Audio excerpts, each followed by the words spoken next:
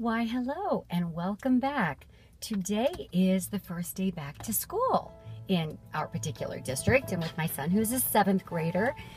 How exciting, seventh grade, and just, seeing them change and grow and all that adolescence implies.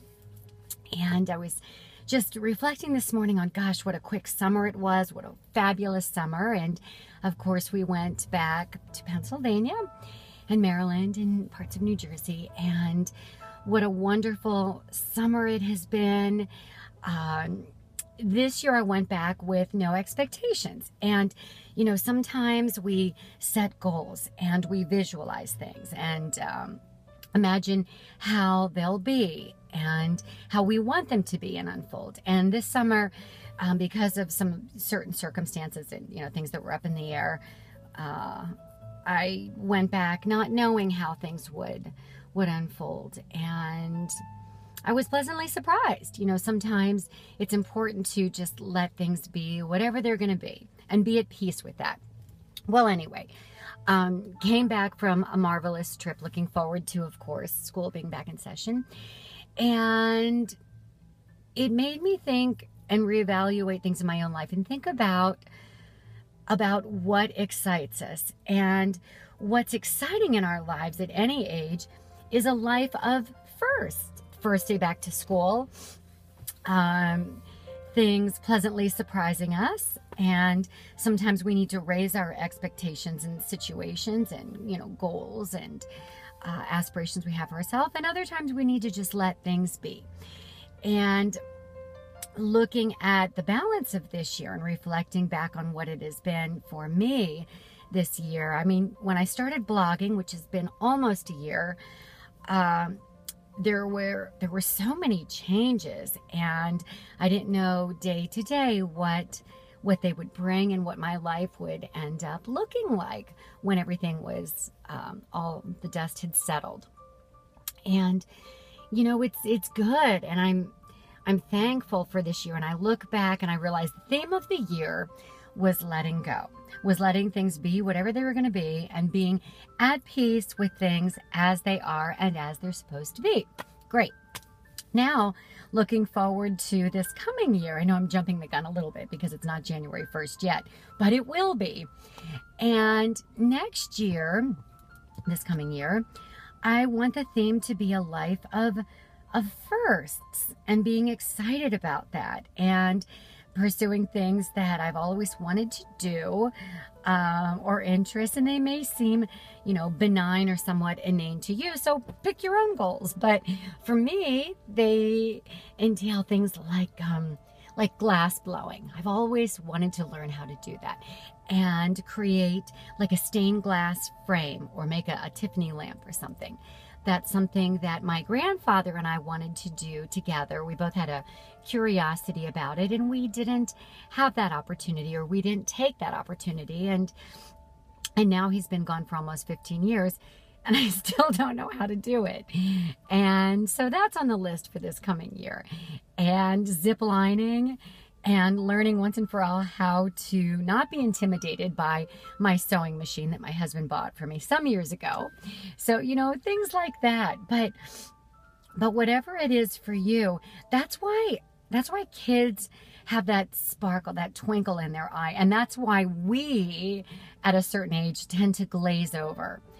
And we lose something. And then it's another holiday, or it's another colored Rolo in the candy aisle at the store. It's like, oh, it's Easter again. Oh, I gotta buy Christmas things again. No, it's not that you have to. It's that you have an opportunity to.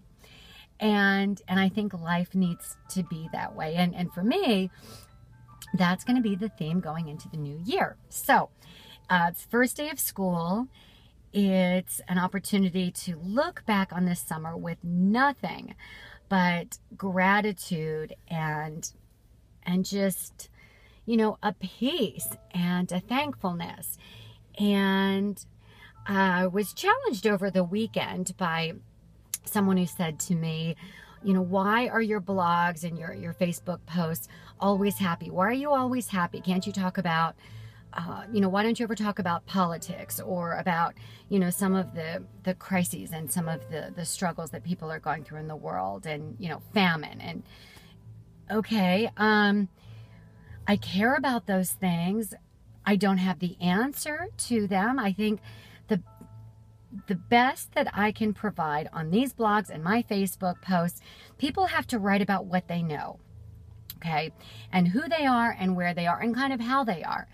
And for me, I share with you just a glimpse of what I feel and what motivates me and what helps me get through my day. I don't have the answers.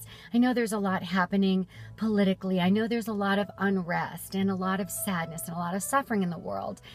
And the one thing that I know how to do, it's not write a political commentary. Hopefully you'll find a better resource for that. I'm sure you will. But I write about what I know. And what I know is doing life one day at a time as best you can with hope and with joy and with taking things as they come. And sometimes that's a day of being stuck or being sad or being challenged or being a little irritado. But other days, and hopefully the takeaway most of the time, is that you can just bite off a little bit for today and take that with you and be that person and be that light for others. And maybe, just maybe, there's something about you that people want to hear and that people need.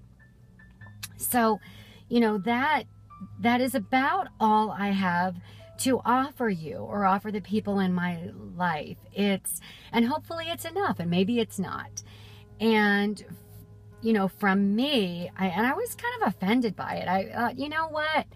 I'm not going to put things out there other than who I am. I'm not going to start talking about current affairs if I don't have a broad base of knowledge about those, or I don't have something to contribute or an answer, or something meaty for you, which I don't.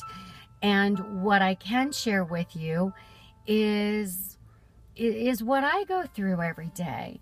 And most days it is a day of hope and of optimism and cheer and a little humor. And I hope that works for you. So that is my message for today. It's wherever you are thinking about a life of firsts at this age. I'm middle-aged. I'm going to be 50 in January. But there it is, 50 years old. I've done a lot with my life. And yes, I'm in a really good place. And I'm really, truly happy. Not every moment of every day, but generally speaking, if I look at what I thought my life would be like at 50, it's very different than what I thought it would look like. It's more vibrant and it's more excited than I thought it would be, than I could have ever dreamt. And, life changes on a dime. People get sick. Things happen. Circumstances change. So, when those days come, and they will, I hope I'll just greet them and approach them one day at a time, one moment at a time, one thought at a time, and take it on with that spirit. That's the goal anyway. I guess that's kind of this whole preparation process. Because I know that, things aren't always peachy. And you've seen me post blogs where I haven't felt so happy, felt really stuck or depressed or unmotivated or uncertain and sad. And life is full of changes. And so what I can offer you is just, allow you to buckle up and ride the roller coaster with me. And if there's something that you can use from any of these that will help you in your life, then that's enough for me. So have a wonderful day. Think about what it is that you've wanted to take on that you haven't tried. It could be something monumental. Maybe it's a marathon. Maybe you're that not aggressive, but ambitious. Maybe your ambitions run deep and run aggressively that way. I'm going to start with a few crafting and working with my hands even more, because that's satisfying for me, and continue blogging and continue in my yoga practice, because it brings me great joy and peace and happiness and connectedness to the world around me and to you.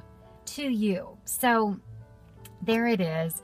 Have a great day today and every day, and be of great cheer. Bye.